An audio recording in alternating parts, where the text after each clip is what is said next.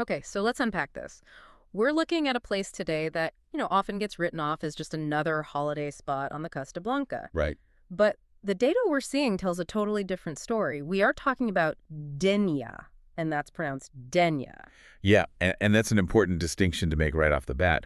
Denia isn't just some resort built for tourists.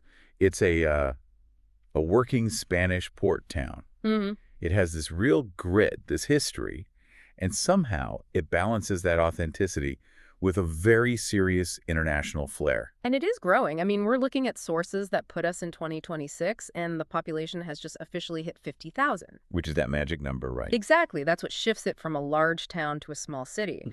But I mean, that kind of growth, it must make the real estate market a bit of a jungle to navigate. Oh, absolutely. It's Yeah. becoming a regional hub. It's an hour from Valencia and an hour from Alicante. Yeah. So inventory moves fast. That actually brings up a really solid tip we found in the research, something for you if you're trying to cut through that noise. We kept seeing references to real estate agency, Grupo Garcia. Okay. They've been on the Costa Blanca for, almost 30 years. And the big differentiator seems to be access. Access is everything in a market like this. They probably have properties that haven't even hit the public portals yet. That's it. So instead of scrolling for hours, you can basically use them as your personal property finder. They'll set up all the viewings with sellers, which is just a massive time saver. It's a huge help. So yeah, keep that one in your back pocket. But now let's get into the lay of the land, because Denia isn't just one vibe, is it? Not at all. It's surprisingly segmented. You have this really dramatic setup where the town is sort of wedged between the Montgo Mountain and the Mediterranean. And that geography dictates your lifestyle. Completely. So let's start north. Las Marinas. On the map, this just looks like paradise, 14 kilometers of sandy beaches.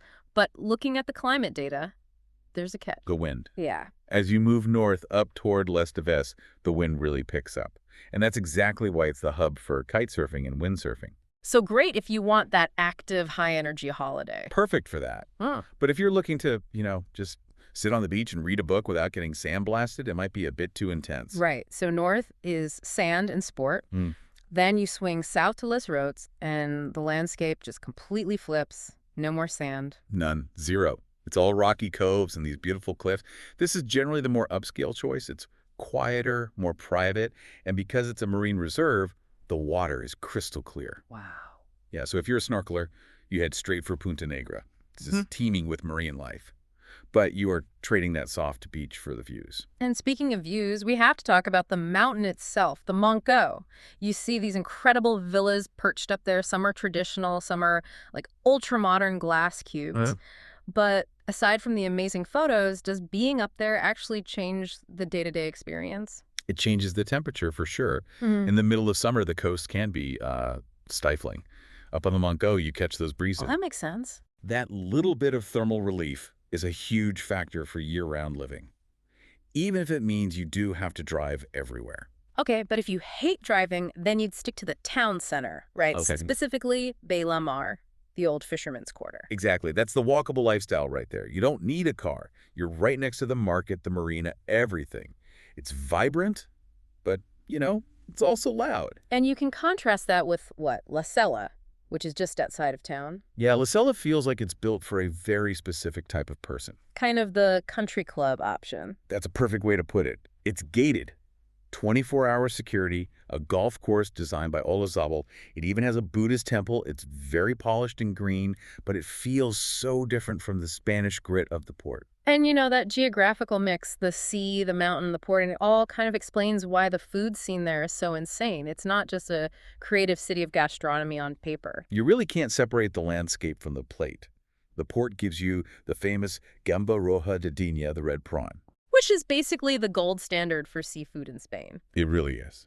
And you've got the whole spectrum. 3 Michelin-star dining at Quinta Costa for your bucket list.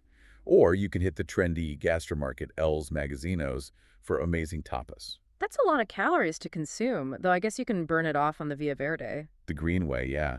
It's an old railway line they converted into a flat cycling and hiking path. Super popular.